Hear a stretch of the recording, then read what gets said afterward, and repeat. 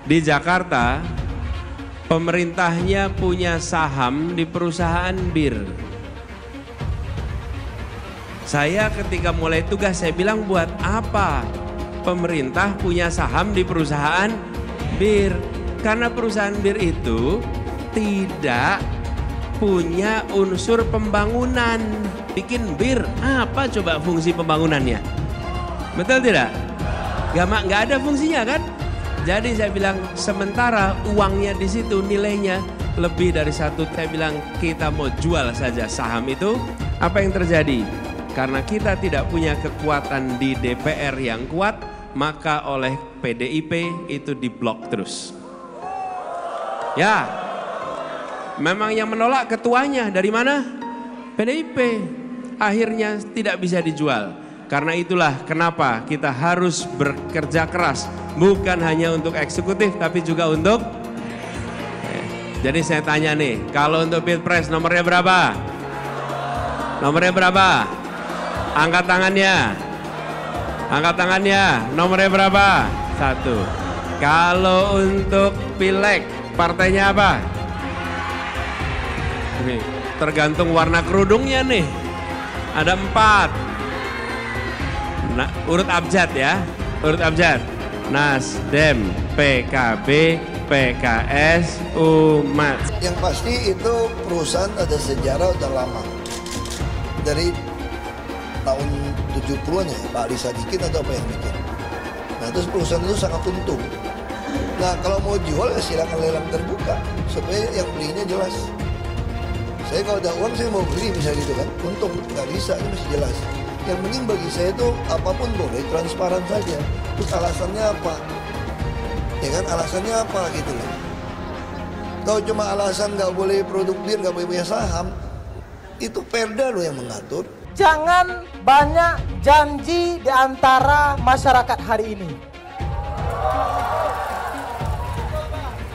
Tadi pertanyaan, jangan banyak janji. Saya ingin komentari dulu soal jangan banyak janji. Sebenarnya bagi masyarakat hari ini jangan melarang untuk punya banyak janji. Tapi bilang begini, silahkan ada janji yang banyak. Kami akan catat janjimu dan kami akan tagih janjimu. Gitu.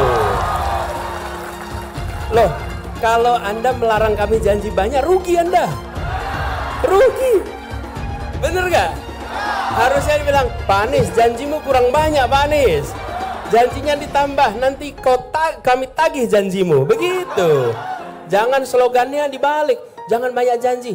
Loh, kok jangan banyak janji? Buat saya baik-baik aja itu. Sini lo ya fansnya Anies, gue bilangin nih. Itu Anies jawab pakai data, cuman biar kelihatan ganteng doang. Data langkah realnya kagak ada. Anies bilang libatin saintis kan kemarin. Pakai data dan menggunakan saintis untuk terlibat. Gak usah, gue aja sini sarjana kelautan. Gue bahas simple. Nih lo semua pahamin ya. Pertama lokasi PLTU Suralaya dulu yang katanya jadi penyebab utama polusi Jakarta. Gue gak usah ngomongin jarak dulu. Lo pahamin aja dulu bahwa itu ada di barat, jauh dari Jakarta. Kedua, dia ngomongin angin. Biar simple, angin itu ada angin lokal harian sama angin musiman. Angin lokal di pagi hari arahnya begini, dari selatan ke utara. Angin lokal di sore hari arahnya begini, dari utara ke selatan. Jadi bukan salah angin harian ya. Oke, terus ada angin musiman, angin muson barat dan angin muson timur. Kalian semua udah belajar pas SD. Loh bisa dong bang, itu angin muson barat kan dari kiri ke kanan. Angin muson barat itu kejadiannya sekarang, dari Oktober sampai April. Sedangkan ini data PM 2.5 yang merah itu dari Juni sampai Oktober. Itu lagi muson timur. Susah kalau kita menyalahkan angin dari mana aja. Ya emang bukan salah angin harusnya. Dia bilang volume kendaraan setiap hari sama. Ya kagak. Itu Senin Selasa aja ganjil genap. Udah sering ketilang di Jakarta gage. Sekarang kemana 80T? Buat apa itu? Hanya yang berbicara pakai data, yang berbicara pakai fiksi. Okay? Anies itu nggak menjawab pertanyaan Prabowo. Ditanya 80T-nya dipakai kemana? Langkah realnya apa? Tiap 5 tahun kan mau maju pemilihan. Ya. Nah ini musim politisi, tokoh-tokoh politik, musim apa? Obrol janji. Obrol janji. Emang lidah tak bertulang. Iya ya. Hati-hati tokoh politik yang obrol janji, om dong, ngomong-ngomong doang. Fenomena ordal ini menyebalkan. Di seluruh Indonesia kita menghadapi fenomena ordal. Ada ordal di mana-mana yang membuat meritokratik nggak berjalan, yang membuat etika luntur. Dan ketika fenomena ordal itu bukan hanya di masyarakat, tapi di proses yang paling puncak terjadi ordal, maka rakyat kebanyakan, dan ini saya rasakan beberapa waktu yang lalu, beberapa orang guru berjumpa dengan saya dan mereka mengatakan, Pak, di tempat kami pengangkatan guru-guru itu mendasarkan ordal. Kalau tidak ada ordal, nggak bisa jadi guru, nggak bisa diangkat. Lalu apa jawabannya? Atasan saya bilang, wong yang di Jakarta aja pakai ordal, kenapa kita di bawah tidak boleh pakai ordal? Kalau berbicara ordal, lupa waktu jadi gubernur. TGUPP, lupa dia. Ordalnya dia itu, tim sukses dia itu semua di sana. Jadi Anies itu banyak yang dia omongin, padahal dia melakukan hal yang dia pertanyakan. Saya tidak mau pemimpin masa depan menyalahkan angin di kemudian hari. Anda kalau nyindir lain kali jangan pakai angin, Mas. Mau bilang lagi, jangan salahkan angin. Saya kan sampaikan soal angin ya kemarin. Angin tak ada KTP-nya. Angin itu bergerak dari sana sini. Ketika polutan yang muncul dari pembangkit listrik tenaga uap mengalir ke Jakarta, maka Jakarta punya indikator, karena itu Jakarta mengatakan ada polusi udara. Ketika anginnya bergerak ke arah Lampung, ke arah Sumatera, ke arah Laut Jawa, di sana tidak ada alat monitor. Ada orang yang bilang jangan cerita soal angin, maka dia tidak menghormati ilmu pengetahuan. Mas Anies, Mas Anies. Mas Anies, masa sih angin kok sampai nggak punya KTP lo ya?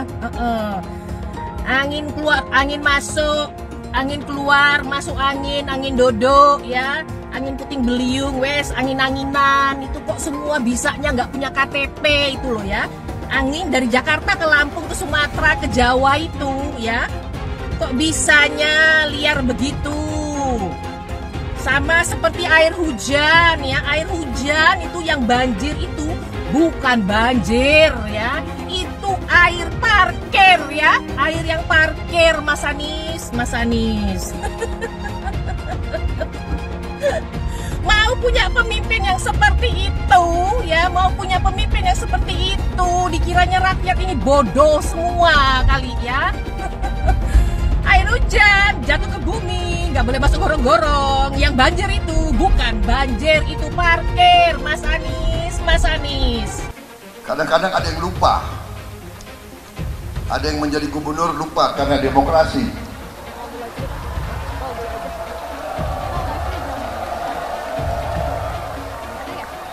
Jadi gubernur itu demokrasi. Iya kan? Jadi bupati demokrasi, apalagi jadi gubernur yang usung oposisi lagi, saudara-saudara.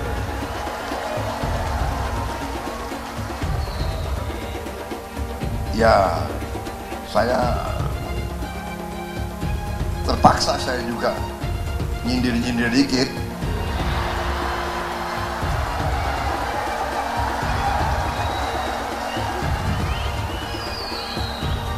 Boleh dong. Debat kemarin kan ada paslon yang menyebut bahwa indeks demokrasi Indonesia itu menurun, Pak. Itu gimana tanggapannya, Pak?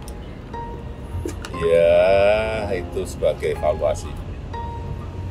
Tetapi yang jelas kita ini kan tidak pernah melakukan pembatasan apapun dalam berbicara, dalam berpendapat. Ada yang maki-maki presiden, ada yang caci maki presiden, ada yang merendahkan presiden, ada yang menjelekan juga biasa-biasa saja. Di Patung Kuda, di depan istana juga demo, juga hampir setiap minggu, setiap hari juga ada, ya nggak ada masalah. Mas Anies pernah jadi gubernur 5 tahun di DKI. DKI menerima indeks polusi tertinggi di dunia. Bagaimana dengan anggaran 80T, Pak Anies sebagai gubernur tidak dapat berbuat sesuatu yang berarti untuk mengurangi polusi. Terima kasih. Polusi udara tak punya KTP. Angin tak ada KTP-nya. Angin itu bergerak dari sana sini. Ketika polutan yang muncul dari pembangkit listrik tenaga uap mengalir ke Jakarta, maka Jakarta punya indikator, karena itu Jakarta mengatakan ada polusi udara. Ya susah kalau kita menyalahkan angin dari mana saja ya. Kalau kita dengan gampang menyalahkan angin, hujan dan sebagainya, ya mungkin tidak perlu ada pemerintahan kalau begitu, ya. Mas Anies.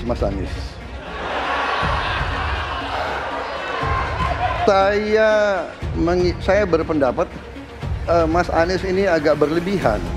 Mas Anies mengeluh tentang demokrasi ini dan itu dan ini. Mas Anies dipilih jadi gubernur DKI menghadapi pemerintah yang berkuasa.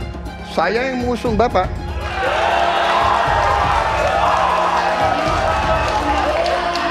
Kalau demokrasi kita tidak berjalan, tidak mungkin Anda jadi gubernur.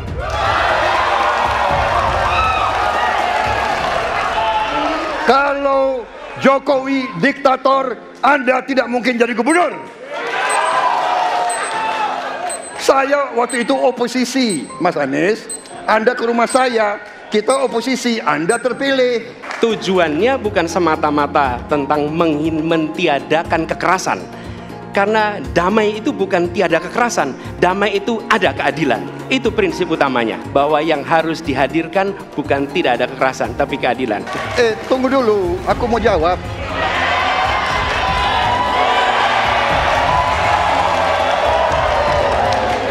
Jadi, benar keadilan. Benar sekali, harus ada keadilan. Tetapi saya mau mengatakan, tidak sesederhana itu, Pak Anies. Ada faktor-faktor lain, Pak Anies. Ada faktor geopolitik, ada faktor ideologi. Inilah yang masalahnya tidak gampang, ya. Tetapi saya pendapat kita harus tegakkan keadilan. Kita harus dialog. Ini masalah bangsa. Ini harus kita, semua kekuatan harus kita rangkul.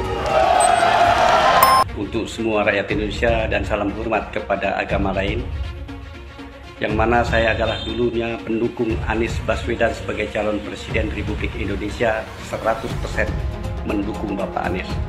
Tapi ternyata setelah tahu dia mendukung dengan adanya Rohingya masuk ke Indonesia, maka dengan ini kami 100% membatalkan niat itu. Dan perhatian kepada seluruh rakyat Indonesia, bila Anies jadi presiden memang bahaya. Berarti Indonesia nanti akan penuh dengan Rohingya. Ini adalah ucapan sendiri di video Bapak Anies Baswedan yang telah kita lihat sendiri. Maka dari itu, hati-hati, batalkan untuk mendukung Anies Baswedan.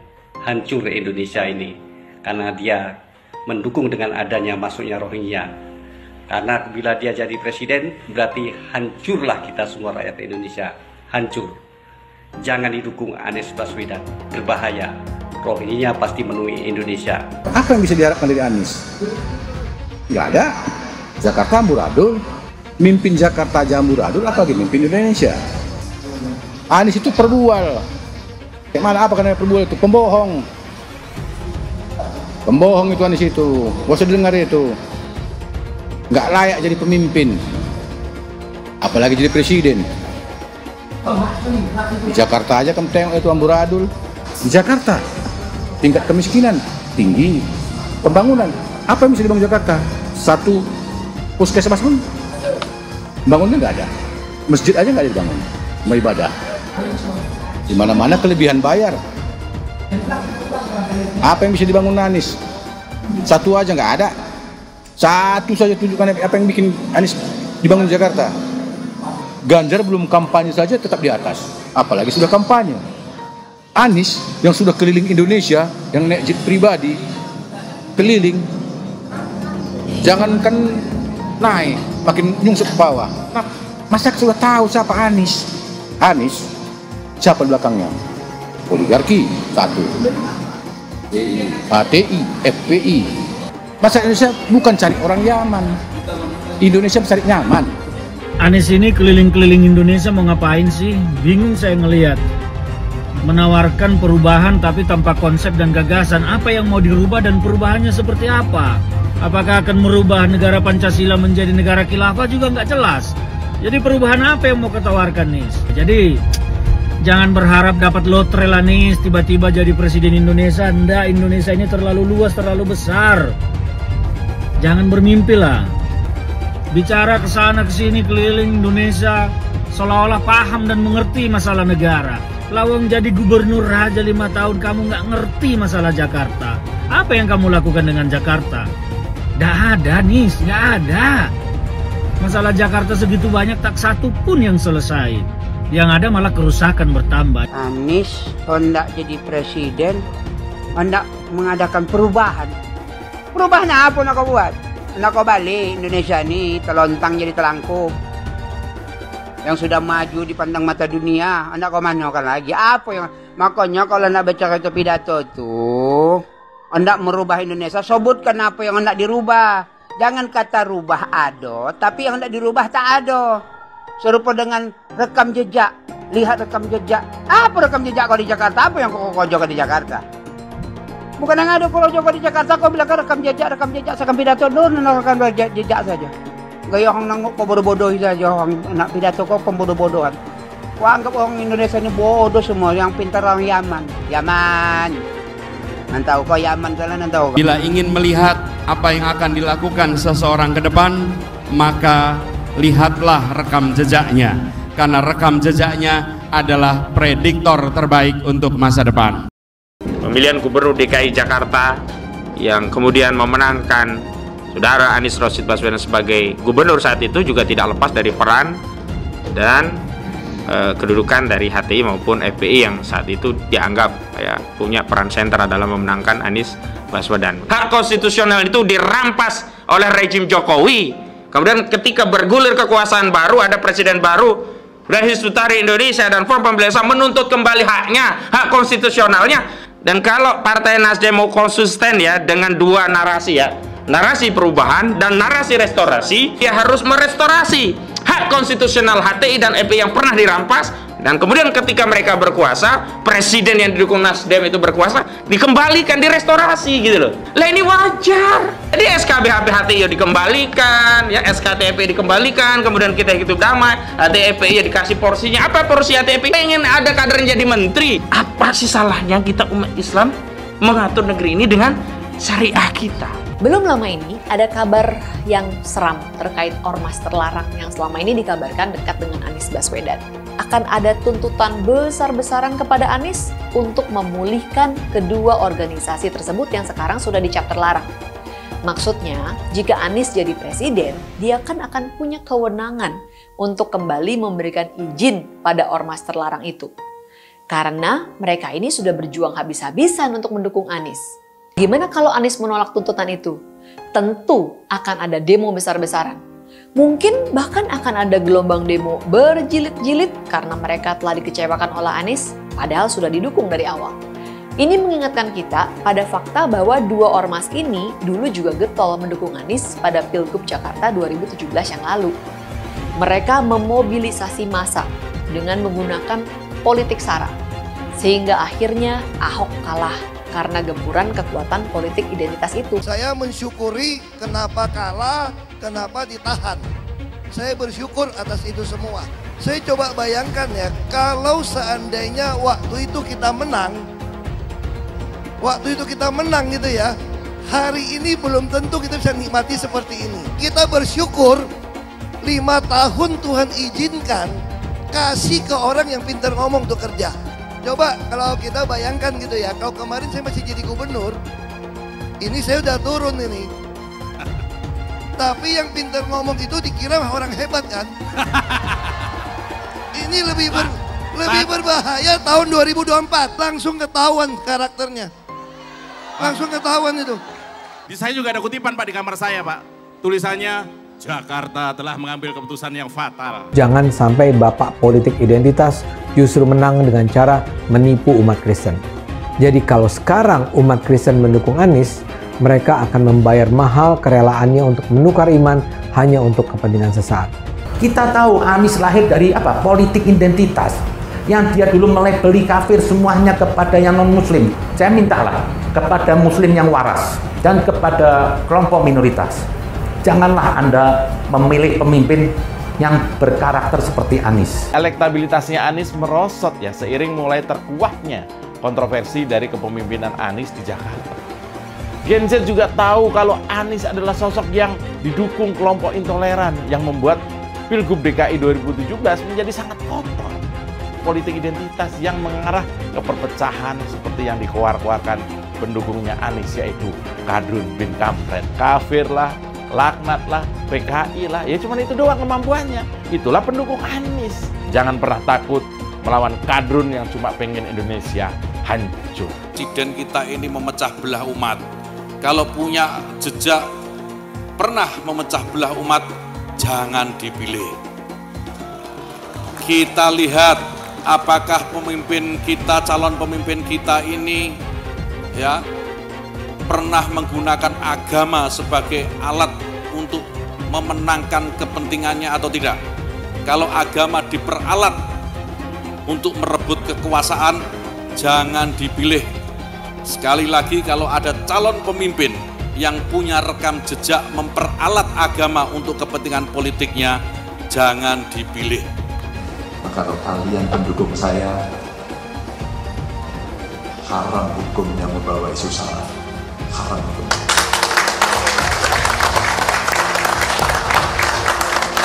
Kita sudah lelah mencari solusi. Kita menjadi bangsa yang terbelah. Dan untuk mengembalikan susah. Bapak Politik Identitas Indonesia Anies Baswedan, Bapak Intoleransi Indonesia Anies Baswedan, jangan lupakan, jangan terlena, jangan sampai dia pecahkan kita dengan dagangan ayat dan mayatnya. Air itu turun dari langit, turunnya ke atap rumah langsung sumur bor, bukan ke sungai dan ke laut. Saya ingatkan, jangan ada lagi politik identitas. Jangan ada lagi politisasi agama. Penjajahan di depan mata itu di Jakarta. Kita semua pribumi ditindas, kini saatnya kita menjadi tuan rumah di negeri sendiri. Saya bilang, Miss, ente nggak bisa jadi presiden. Kenapa? Karena presiden adalah orang Indonesia asli, saya bilang. PKI yang kita harapkan, Anies Baswedan yang begitu jelas Islamnya, 4 tahun 8 bulan jadi gubernur. Mana peraturan pergub saja yang melarang miras? Mana perda Islam apalagi? Yang akhirnya tidak berani juga menegakkan hukum Islam. Banjir tetap banjir, macet tetap macet, kriminalitas Jakarta. Anda tahu, 2 menit sekali terjadi pencurian. Sekarang orang sedang euforia, dia mau dicapreskan. Bagaimana umat terjebak lagi, bodoh lagi, masuk lagi. Kalau misalnya memang Anies itu mau maju dan dia tekad mau menegakkan hukum Islam dan menyatakan perlawanan, saya penuh. Tapi dia tidak lakukan itu. Jangan hanya konsentrasi pada pembangunan, benda-benda mati yang indah difoto dan bisa ditunjukkan dalam 5 tahun hasilnya. Kalau kita mau menilai sebuah janji, maka lihat janjinya atau lihat kenyataannya. Dulu janjinya apa ya? Dan ini aneh, betul-betul aneh. Ini bukan kampanye, tapi saya sampaikan sini. Di satu sisi menyiapkan jalur-jalur air untuk dikirim ke laut, di sisi lain di lautnya dipasang dengan pulau reklamasi, tinggal tunggu waktu jadi rob, air balik. Dan ini melawan sunatullah. Kenapa? Air itu turun dari langit ke bumi, bukan ke laut. Harusnya dimasukkan ke dalam bumi, masukkan tanah. Di seluruh dunia air jatuh itu dimasukkan ke tanah, bukan dialirkan pakai gorong-gorong raksasa ke laut.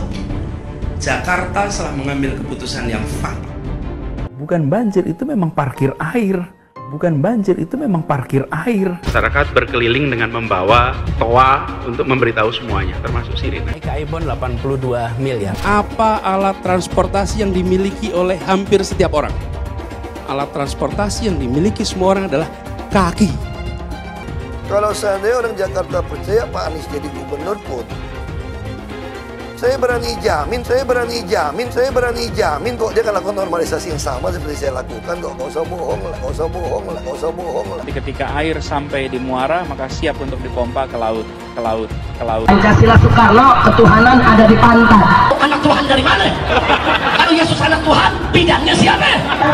Besok di seluruh wilayah Indonesia kami katakan dalam. Iblis hanya menggoda orang yang beriman. Makanya jarang-jarang orang kafir kerasukan setan.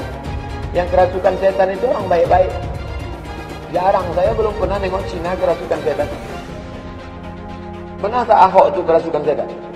Enggak, setannya juga. Karena sesama setan dilarang saling menggoda. Karena di salib itu ada jin kafir. Karena di salib itu ada jin kafir. Karena di salib itu ada jin kafir. Haleluya. Kepalanya ke kiri apa ke kanan? Kepalanya ke kiri apa ke kanan? Kita percaya salib itu lambang mulia, bukan jin. Kok ketawa? Aku nggak nyindir siapa-siapa loh. Saya nggak pernah mundur untuk kebenaran, keadilan, kejujuran. Dan peri kemanusiaan, gue nggak pernah mundur. Dan gue nggak pernah takut juga sama lu. Siapapun yang rasis, gue akan hadapin. Karena rasis itu tidak berperi kemanusiaan. Sama saya ditanya dulu kan, kamu nyesel nggak statement kamu di Pulau Seribu sehingga masih masuk penjara? Tidak pernah nyesel. Karena saya mengatakan kebenaran. Hai semua, dengan saya Jonas Leong. Terima kasih banyak buat kalian penonton setia yang selalu menonton di channel ini. Saya secara personal sangat menghargai waktu kalian. Dan saya sudah menganggap kalian sebagai family karena kalian selalu support di channel ini. Bagi kalian yang selalu menuliskan opini kalian di kolom komen, saya baca komen kalian satu persatu. Saya baca komen kalian untuk mengetahui opini kalian, tanggapan kalian, dan masukan kalian sangat berguna untuk video selanjutnya. Terima kasih banyak buat kalian yang selalu menekan tombol like di awal video. Video seperti ini membutuhkan waktu dan juga research. Dan ini semua gratis untuk kalian.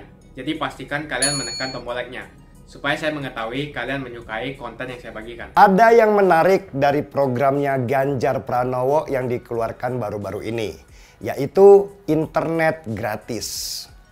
Internet gratis. Seberapa mungkin sih bikin program itu?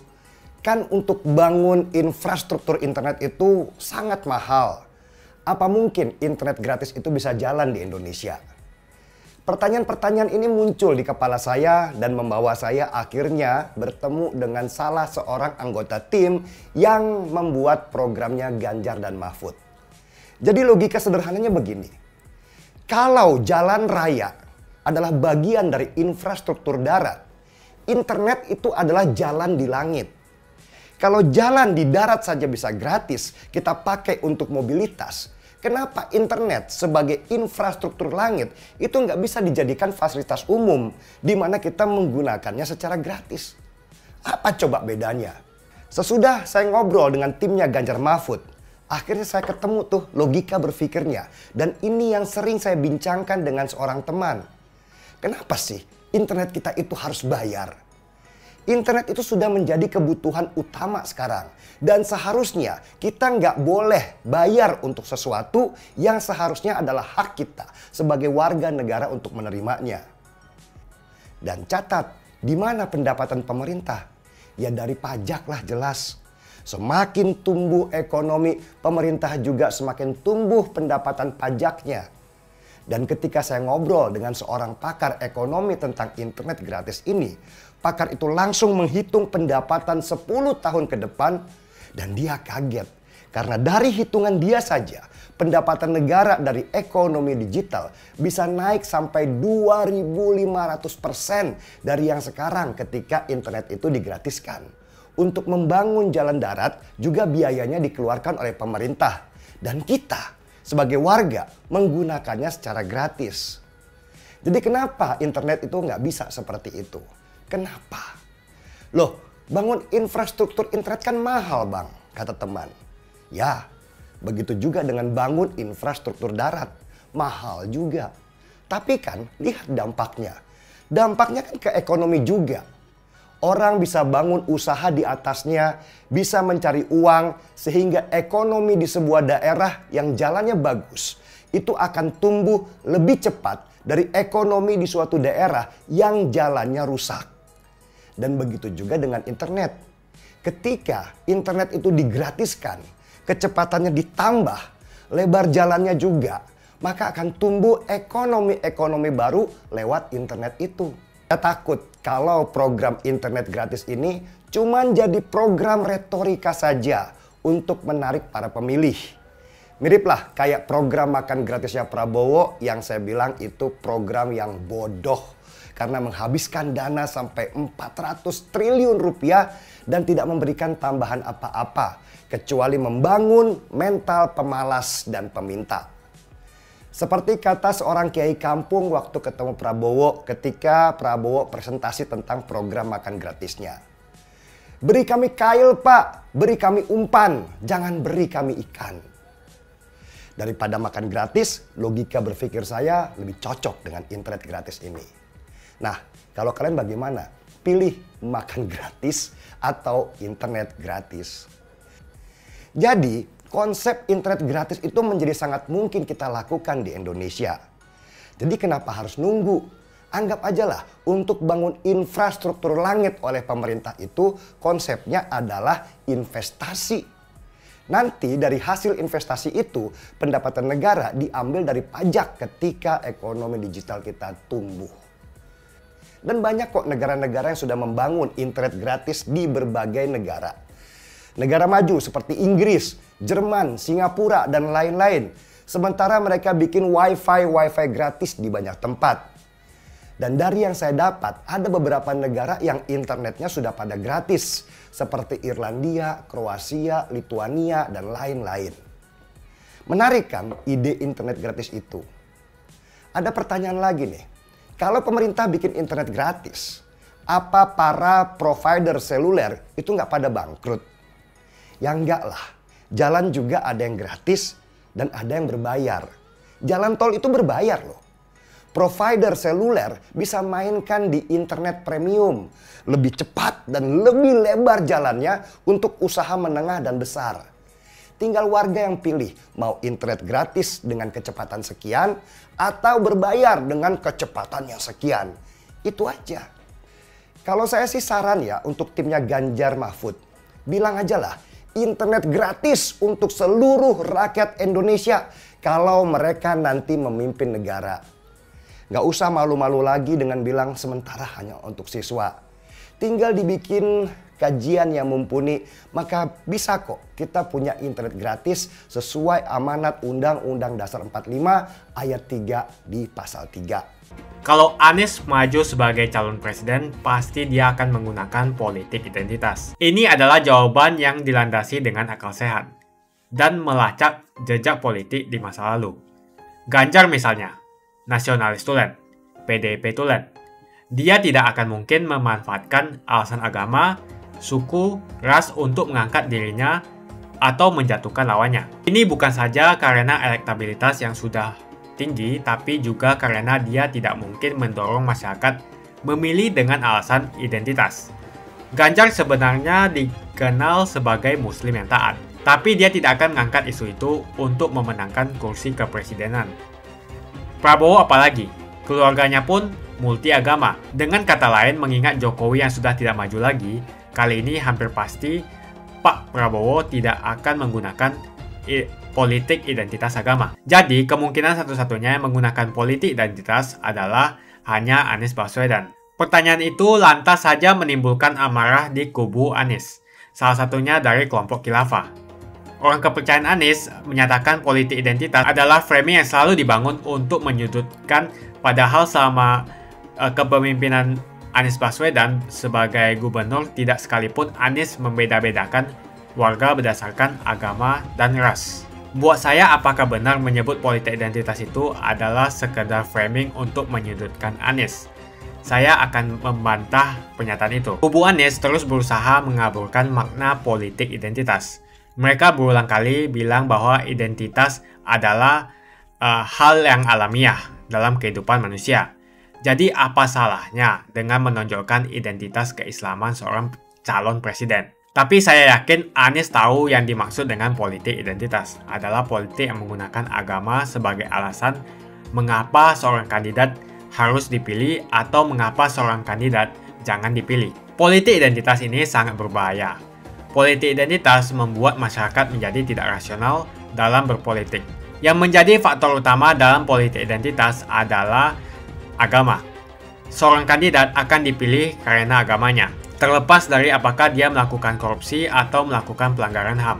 Ketika politik identitas digunakan, maka ini akan berpotensi konflik, karena usai pemilihan konflik itu akan terus berlangsung dalam waktu yang lama. Masalahnya, ada alasan yang cukup kuat untuk menduga bahwa Anies sangat mungkin menggunakan politik identitas, yang memang dikatakan normal ketika menjabat sebagai gubernur DKI. Dalam proses menjadi gubernur, kubu Anies jelas-jelas menggunakan agama sebagai alasan untuk menjatuhkan Ahok. Anies jelas-jelas menggunakan agama sebagai alasan untuk menjatuhkan Ahok, sampai akhirnya Ahok dipenjara. Jadi ada track record sebelumnya bahwa Anies bisa menggunakan politik identitas untuk mencapai tujuannya. Anies sangat mungkin menggunakan politik identitas karena ini memang keunggulan komparatif dari Anies. Dia mungkin saja seorang doktor dari Amerika Serikat, tapi rekam jejak kepemimpinannya sangat tidak bagus. Dia gagal sebagai rektor Paramadina, gagal sebagai menteri, dan gagal sebagai gubernur. Jadi agama digunakan untuk membangun dukungan terhadap Anies. Itu saja opini saya. Pastikan Anda menekan like di video ini dan bagikan video ini ke teman dan family Anda supaya mereka mengetahui informasi ini. Jangan lupa tekan tombol subscribe dan bunyikan tombol loncengnya supaya kamu tidak ketinggalan info dari channel Jonas Leong. Dan saya akan jumpa kalian di video selanjutnya.